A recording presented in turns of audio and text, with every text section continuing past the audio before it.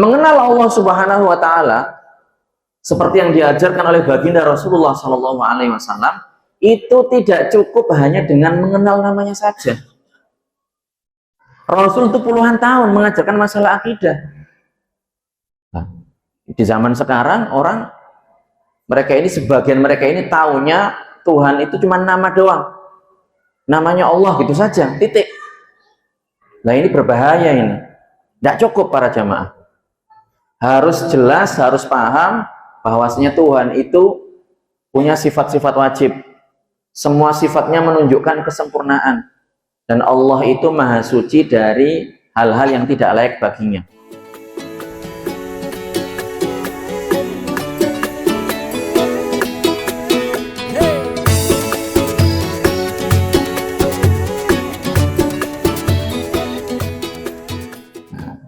Jadi para jamaah, sekali lagi kita merayakan peringatan dan mensyukuri kelahiran baginda Nabi Muhammad SAW, tapi tidak menggunakan kisah palsu ataupun hadis palsu. Kita tadi sudah menyebutkan ayat. Dalilnya apa Ustaz? Allah berfirman, waf'alul khaira la'allakum tuflihun. Kerjakanlah kebaikan supaya kalian beruntung. Nah, ini semuanya perbuatan baik. Baca Al-Quran ada dalilnya, bersedekah ada dalilnya, bersyukur ada dalilnya. Tadi disebutkan sama Bapak Ketua Yayasan. Jadi ini adalah bentuk syukur kita kepada Allah Subhanahu wa Ta'ala. Kalau ada yang mengatakan sahabat ini kan orang yang paling cinta kepada baginda Rasulullah, tabiin juga demikian, mereka tidak pernah mengerjakan peringatan Maulid Nabi. Kalian merasa paling cinta, kalian merasa paling tinggi rasa cintanya kepada baginda Rasulullah. Kalau ada yang bilang seperti itu, kita katakan kami tidak pernah mengklaim hal itu. Kita nggak pernah mengakui bahwasanya kita ini lebih mencintai Rasulullah dibandingkan dengan para sahabat. Enggak, siapa yang bilang kayak gitu? Kita nggak pernah bilang seperti itu. Tetapi kita memperingati hari kelahiran baginda Rasulullah SAW. Ini adalah untuk kebaikan kita. Kalau para sahabat, mereka ini langsung berjumpa dengan baginda Rasulullah. Bertemu, didhawuhi langsung oleh baginda Rasulullah. Melihat cara beliau hidup bagaimana. Kalau kita kan tidak pernah. Ya, karena memang kita tidak semasa, tidak sezaman. Oleh karenanya, momen seperti ini adalah untuk menyebutkan kisah perjuangan hidup baginda Rasulullah Shallallahu Alaihi Wasallam. Bagaimana generasi kecil ini akan mengenal baginda Rasulullah Shallallahu Alaihi Wasallam kecuali dengan diceritakan kisah hidupnya. Makanya kitab-kitab Maulid ini dikarang. Di situ disebutkan Rasul kapan lahir, bagaimana lahir, siapa keluarganya, bagaimana akhlak mulianya dan seterusnya, perjuangannya membela dan menyebarkan agama Islam seperti apa. Itu semuanya dikarang, disebutkan di kitab Maulid, dan ini perlu kita sampaikan kepada generasi penerus kita. Ya. Oleh karenanya beda kita dengan para sahabat, beda. Kalau mereka ketemu langsung, kalau kita tidak ketemu. Oleh karenanya perlu diadakan kegiatan seperti ini untuk mengenang ya perjuangan hidup, perjalanan hidup baginda Rasulullah Shallallahu Alaihi Wasallam. Para jamaah yang dirahmati oleh Allah Subhanahu wa Ta'ala. Jadi kesimpulan pertama yang bisa kita ambil adalah bahwa peringatan Maulid Nabi Muhammad Shallallahu Alaihi Wasallam itu hukumnya adalah boleh. Mengajak umat, mengajak masyarakat untuk merayakan, mensyukuri hari kelahirannya juga boleh. Dengan catatan jangan kita menggunakan cerita bohong atau hadis palsu. Jadi kalau kita ini ingin mengerjakan sesuatu, ya harus dengan ilmunya, tidak boleh ngawur. Itu kesimpulan yang pertama.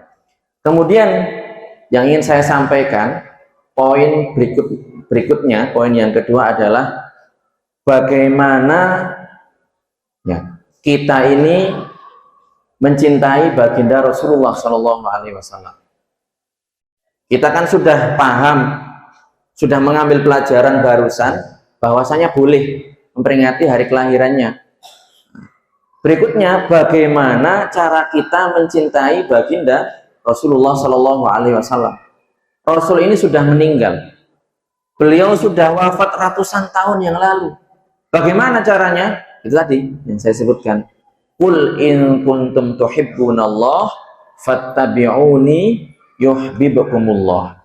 Caranya adalah dengan mengikuti petunjuk baginda Rasulullah Shallallahu Alaihi Wasallam.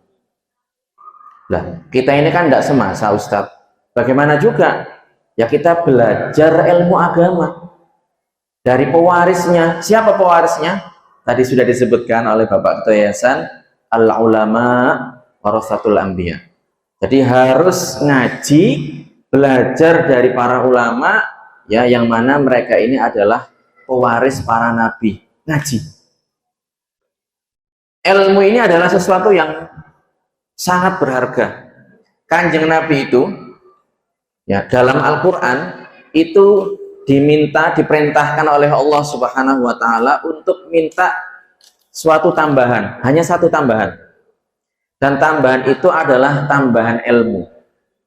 Rasul itu tidak pernah diperintahkan, wahai Muhammad, mintalah tambahan harta, tidak pernah. Wahai Muhammad, mintalah tambahan jabatan, tidak pernah. Wahai Muhammad, mintalah tambahan anak, tidak pernah. Wahai Muhammad, mintalah tambahan istri, tidak pernah juga. Ibu-ibu jangan baper, nggih. Tidak pernah. Walaupun itu juga boleh. Boleh orang minta, ya Allah, berikanlah saya tambahan harta supaya saya bisa berjuang di jalan Allah, di jalanmu. Berikanlah saya tambahan pangkat biar gajinya juga meningkat, biar saya bisa naik haji. Boleh. Bapak-bapak juga boleh minta tambahan supaya bisa tambahan istri, tapi jangan kenceng-kenceng nanti biar nggak denger ibunya. Boleh, bukan sesuatu yang terlarang. Tetapi Rasul tidak pernah diperintahkan seperti itu. Yang diperintahkan oleh Allah kepada beliau adalah minta tambahan ilmu. Dalam Al-Quran Allah berfirman, wa qur rabbi zidni ilma. Wa qul, katakanlah wahai Muhammad, Rabbi zidni ilma, ya Allah, tambahkanlah kepadaku ilmu agama. Jadi para jamaah yang dirahmati oleh Allah Subhanahu wa Ta'ala, tujuan hidup kita ini, tadi sudah saya sebutkan di awal, adalah supaya kita ini mendapatkan keselamatan dan kebahagiaan yang abadi di akhirat. Dan itu kita yakini jalan satu-satunya adalah Islam yang dibawa oleh baginda Nabi Muhammad Shallallahu Alaihi Wasallam. Oleh karenanya kita ikuti syariatnya, kita kaji ilmu-ilmunya. Rasul bersabda, thalabul ilmi fardhatun ala kulli muslim. Jadi menuntut ilmu agama ini hukumnya adalah wajib bagi setiap umat Islam. Laki-laki, perempuan, yang kaya, yang miskin, yang pejabat, yang rakyat, semuanya diperintahkan oleh Allah Subhanahu wa Ta'ala untuk mencari ilmu agama, menuntut ilmu agama. Sholat itu tidak cukup hanya sekedar gerakan-gerakan saja tanpa ada ilmunya. Suatu ketika baginda Rasulullah Shallallahu Alaihi Wasallam ini di masjid beliau, ada salah seorang sahabat masuk dalam masjid, kemudian mengerjakan sholat seperti yang dia ketahui. Sholat, takbir, kemudian salam, selesai, menghadap ke baginda Rasulullah Shallallahu Alaihi Wasallam. Karena Rasul ini seorang nabi, seorang Rasul, mendapatkan wahyu dari Allah Subhanahu wa Ta'ala. Kemudian Nabi mengkabarkan dengan pemberitahuan wahyu, mendapatkan notifikasi wahyu bahwasanya sholat yang dikerjakan oleh sahabat ini tidak sah. Rasul mengatakan, sholli fa innaka lam tusolli. Wahai sahabat, kamu sholat dulu, sholat lagi. Sholat yang kamu kerjakan tadi tidak sah. Rasul mendapatkan wahyu dari Allah. Kemudian sahabat ini nurut manut, sholat lagi. Selesai salam, datang lagi ke baginda Rasulullah, masih sama. Sholatnya belum sah. Sampai 3 kali seperti itu. Akhirnya di akhir Rasul mengajarkan sholat itu tuntunannya seperti ini, seperti ini, seperti ini. Dikerjakan, dijelaskan tentang tata cara sholat yang benar. Nah, dari hadis ini para jamaah, kita bisa mengambil pelajaran bahwasanya suatu ibadah itu supaya sah, supaya diterima oleh Allah, supaya mendapatkan pahala, supaya gugur kewajiban kita nanti di akhirat, supaya kita selamat di akhirat, harus sesuai dengan ketentuan dan ajaran baginda Rasulullah Shallallahu Alaihi Wasallam. Oleh karenanya majelis ilmu ini harus digalakkan. Alhamdulillah saya senang sekali masuk ke dalam masjid ini, masjidnya megah. Dan yang paling menyenangkan saya adalah di sini ada anak kecilnya itu banyak. Beberapa masjid kota yang saya sempat masuk dan mengisi kajian di situ, ya, saya sempat dicurhatin oleh takmirnya. Saya tanya ke mereka, Pak Haji, ini anak-anaknya mana ini? Kok enggak ada? Pemuda-pemudanya mana ini? Kok enggak ada? Iya Ustadz, di sini nih rata-rata pensiunan semua. Anak-anak mereka ini keluar kota, pindah. Cucunya di bawah Ustadz, jadi nggak ada anak kecilnya. Jamaah yang dirahmati oleh Allah Subhanahu Wa Taala, kita yakin bahwasanya raga ini semakin menua. Kematian itu adalah sesuatu yang pasti.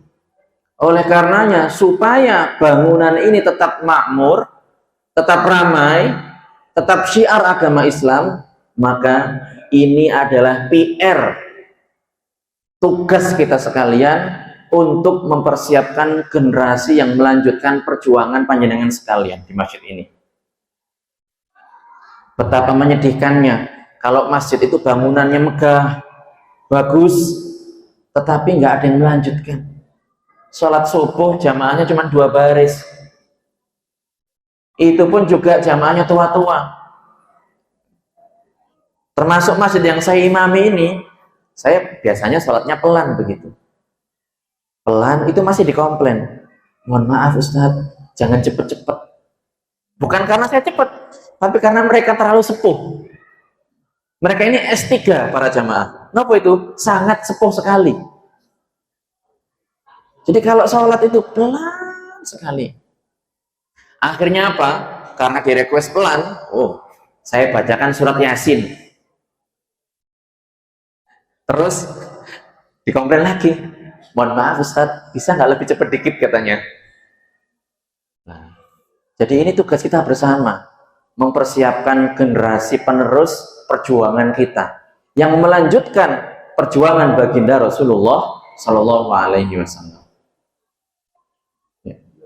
Kita ajarkan kepada anak-anak kita bahwasanya satu-satunya agama yang diridhoi dan diterima oleh Allah Subhanahu wa Ta'ala adalah agama Islam. Agama yang dibawa oleh Nabi Muhammad dan para nabi yang lainnya. Ya. Jadi dalam Al-Quran itu kan disebutkan, Qul inna sholati wa nusuki wa mahyaya wa mamati lillahi rabbil alamin. Terus la syarika lahu wa bidzalika umirtu wa ana awwalul muslimin. Ya, kalau ayatnya seperti itu, tapi kalau kita, karena kita sekarang muslimnya banyak, wa ana minal muslimin. Jadi ayat ini para jamaah maksudnya adalah bahwa orang Islam pada saat itu di muka bumi itu yang ada hanya baginda Nabi Muhammad SAW.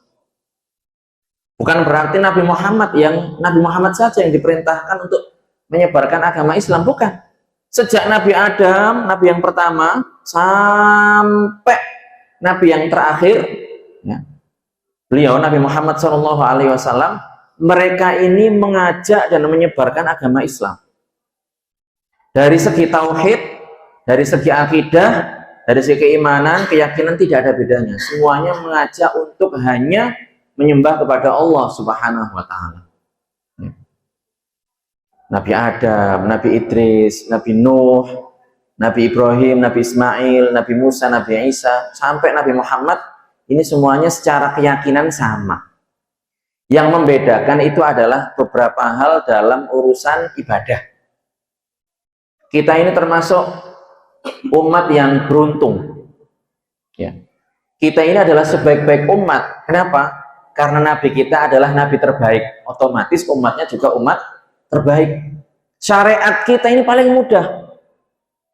Kita tahu bahwasanya awal diperintahkan sholat itu bukan 5 waktu, tetapi 50 waktu.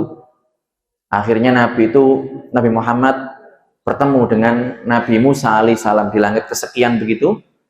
Bertemu dengan Nabi Musa. Nabi Musa ini karena welas asih, pengalaman dengan umatnya, umat Bani Israel, pengalaman, bilang kepada Nabi Muhammad, umatmu tidak akan kuat, kamu minta kepada Allah supaya diringankan.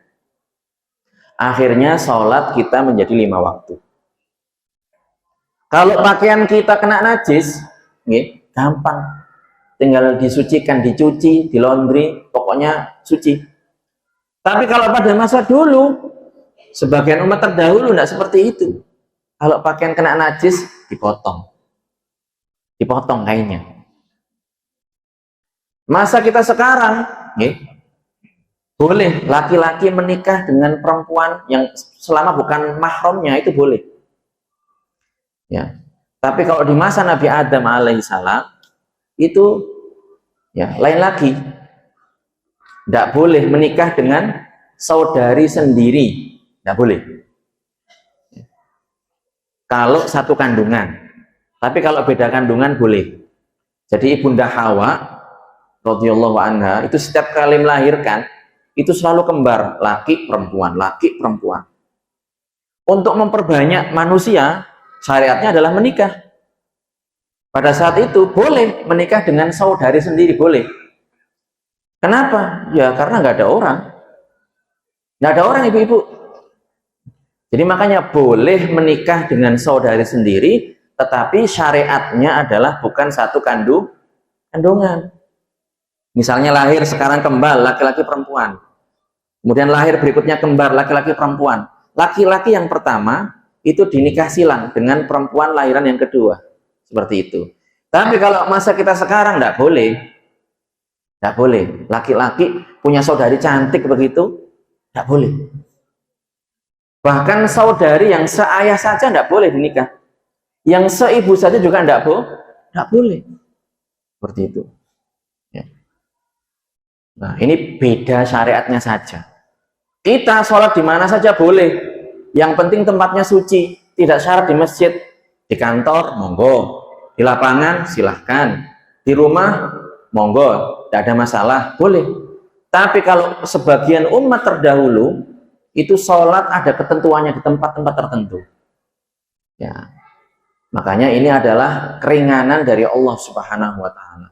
Makanya kita semangat melaksanakan ibadah dari Allah Subhanahu wa Ta'ala. Kita umat terbaik, Nabi kita juga Nabi yang terbaik.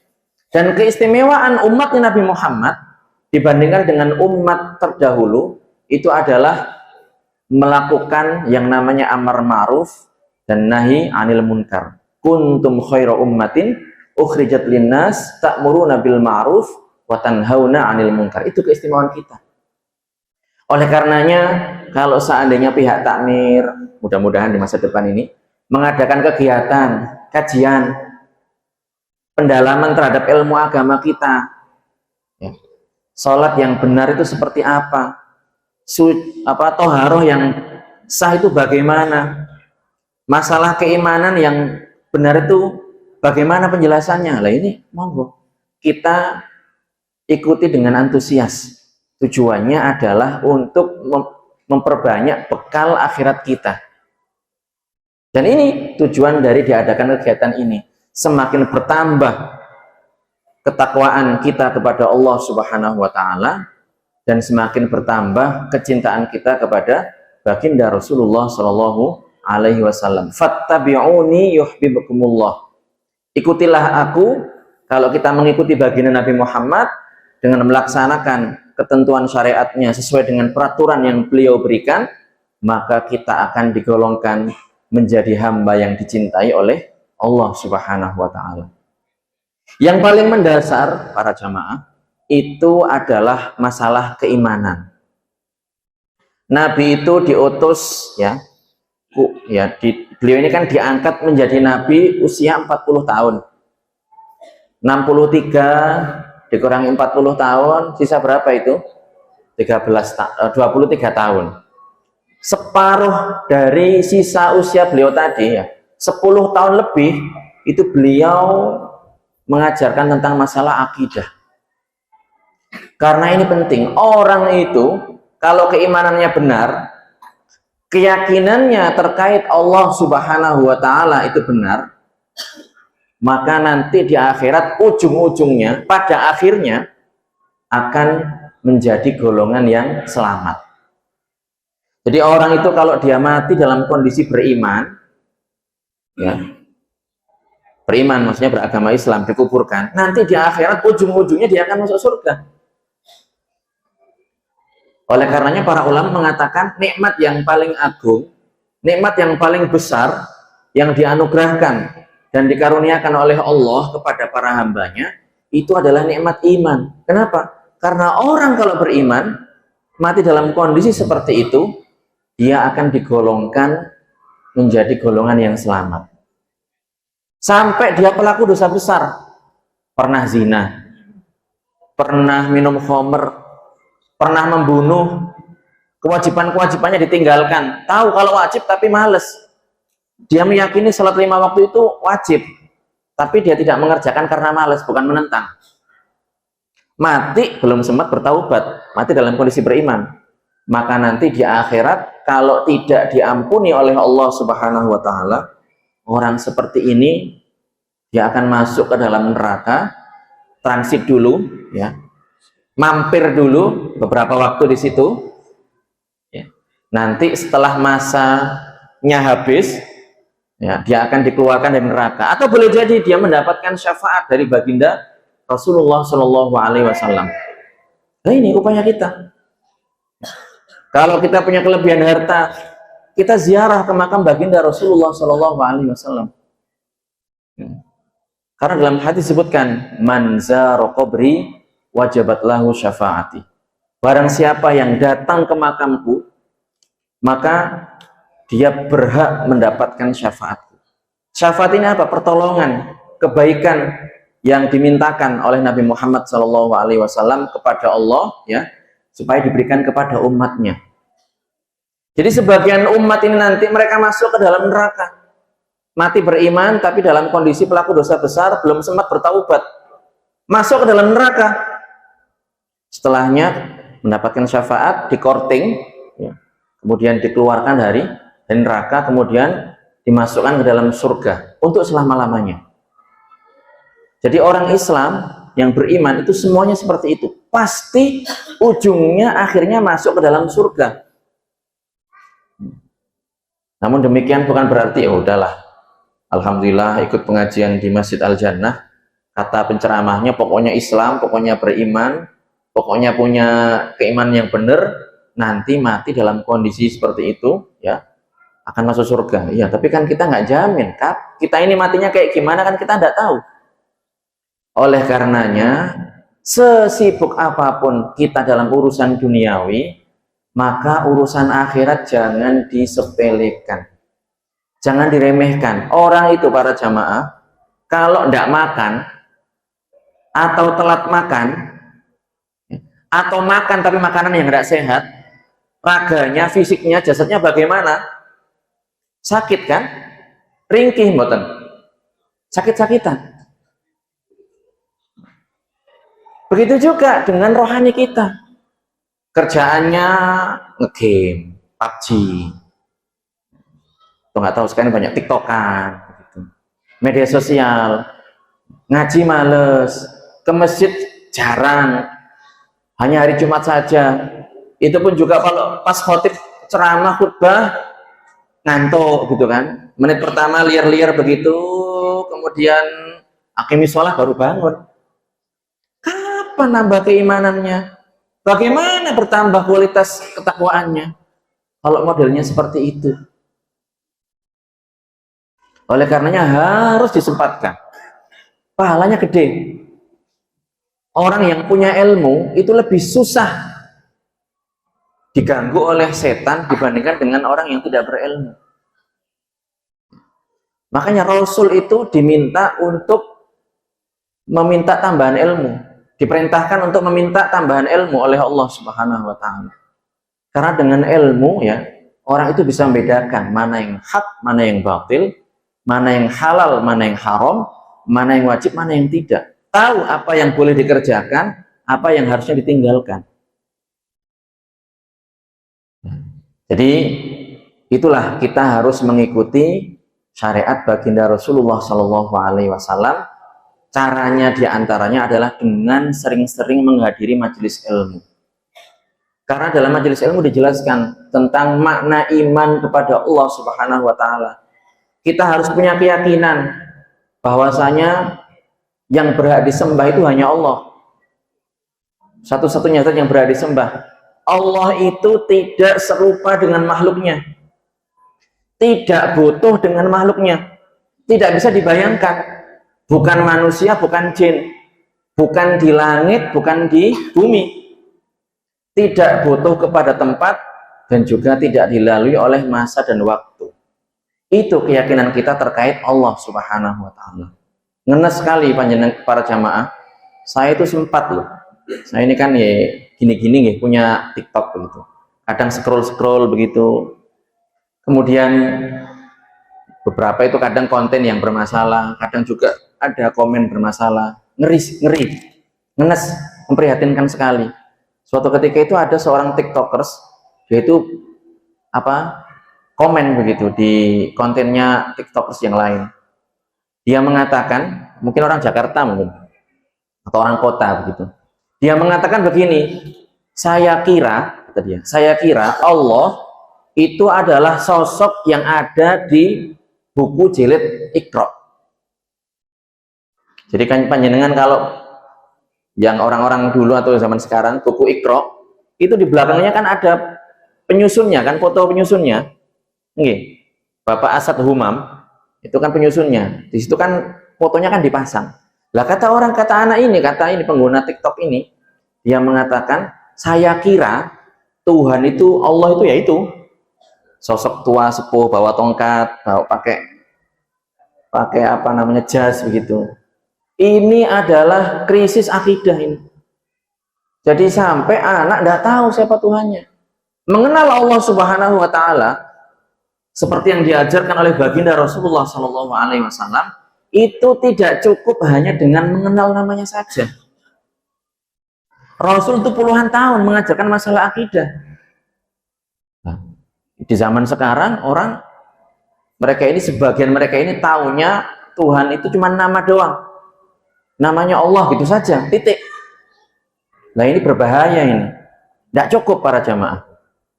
Harus jelas, harus paham bahwasanya Tuhan itu punya sifat-sifat wajib. Semua sifatnya menunjukkan kesempurnaan. Dan Allah itu maha suci dari hal-hal yang tidak layak baginya. Allah maha besar, bukan berarti besar gede ukurannya, bukan dari segi ukuran. Allah itu dekat juga bukan dari segi jarak. Tapi ketika dikatakan Allahu Akbar, Allah Maha Besar, itu maksudnya adalah dari segi pangkat dan kedudukannya. Sangat besar dan agung sekali. Bukan dari segi ukuran. Kalau dikatakan Allah itu dekat, juga bukan dari segi jarak. Ya. Ini pemahaman seperti yang harus kita jelaskan. Karena itu Rasul itu puluhan tahun mengajarkan itu kepada para sahabat.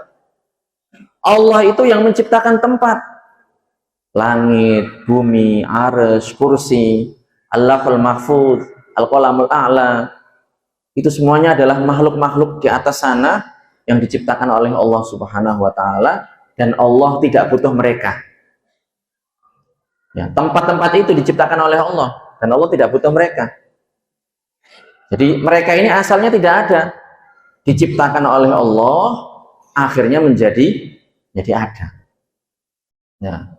Sebelum tempat-tempat ini ada, Allah tidak butuh kepada mereka. Setelah tempat ini diciptakan, Allah tidak berubah. Sebagaimana sebelumnya ada tanpa tempat, setelah tempat diciptakan, Allah tidak berubah, tetap ada tanpa tempat. Jadi ini keyakinan kita terkait Allah Subhanahu wa taala. Makanya dalam Al-Qur'an itu disebutkan Rasul itu mengajarkan kepada para sahabatnya, laisa kamitslihi syai' wa huwas samiul basir. Allah itu tidak serupa dengan suatu apapun dan Allah Maha mendengar lagi Maha melihat. Berarti karena tidak serupa, mendengar dan melihatnya Allah ini juga tanpa butuh kepada alat. Kalau kita mendengar dengan telinga, melihat kita dengan mata, tetapi Allah Subhanahu wa taala tidak demikian. Melihat dan mendengarnya Allah itu tanpa butuh kepada alat. Terus bagaimana Ustadz? Tidak dikatakan bagaimana. Hakikat Allah Subhanahu wa taala sejatinya yang tahu hanya Allah. Kita ini hanya diperintahkan untuk mengimani kita punya Tuhan. Tuhan kita diperkenalkan oleh para nabi namanya Allah, tidak serupa dengan makhluknya, tidak butuh dengan makhluknya, disifati dengan segala sifat kesempurnaan, dan maha suci dari segala hal yang menunjukkan kekurangan. Cukup, itu saja. Tidak boleh dibayangkan. Kita kalau sholat, itu kadang setan ini melempar lintasan-lintasan, mengganggu kita. Bayangkan Tuhan seperti ini, bayangkan Tuhan seperti ini. Makanya kalau dalam agama Islam, yang kita sembah itu kan nggak ada patungnya, nggak ada gambarnya kan. Beda dengan agama lain. Karena sejatinya yang mereka sembah itu tidak layak disembah. Itu adalah apa ya? Bentuk dari khayalan mereka, dipatungkan, divisualkan dan seterusnya. Tapi kalau kita, karena Tuhan kita Allah ini tidak seperti itu, tidak serupa dengan suatu apapun ya, maka cukup kita meyakini bahwa Allah itu ada, tidak serupa dengan makhluknya, tidak sama dengan makhluknya, tidak butuh dengan makhluknya, ada tanpa tempat, tanpa arah, tanpa dilalui oleh masa dan waktu, ya, itu adalah Tuhan kita Allah Subhanahu wa taala. Rasulullah Shallallahu alaihi wasallam suatu ketika ditanya tentang amal perbuatan yang paling bagus. Beliau mengatakan afdhalul a'mal imanun billahi wa rasulih. Jadi amal ibadah yang paling utama itu adalah iman kepada Allah dan kepada Rasulnya. Bukan sholat Ustaz. Kalau secara mutlak bukan. Tapi setelah iman itu adalah sholat. Karena memang ada hadis yang menyebutkan afdhalul a'mal as-sholatu fi awwali waqtiha. Di amal ibadah yang paling utama itu adalah sholat pada waktunya. Kapan? Setelah beriman. Kalau belum beriman, itu sholatnya tidak diterima oleh Allah Subhanahu wa taala. Jadi Rasul itu ingin menjelaskan kepada kita bahwasanya kalau diumpamakan bangunan, iman itu kalau diumpamakan bangunan, maka posisinya adalah pondasi. Kalau bangunan itu pondasinya tidak kuat, tidak akan bisa dibangun di atasnya material yang lain, dinding, jendela, kemudian atap dan seterusnya. Oleh karenanya iman ini harus kita dahulukan para jemaah. Karena Rasul yang mengajarkan seperti itu. Ya. Jadi thalabul ilmi fariidatun ala kulli muslim. Kalau kita cinta kepada baginda Rasulullah Shallallahu alaihi wasallam, maka langkah pertama dan yang paling awal harus kita kerjakan adalah memperdalam ilmu agama. Sholawatan bagaimana Ustaz? Boleh, bagus. Tapi harus sesuai dengan tuntunan dan ajarannya baginda Rasulullah.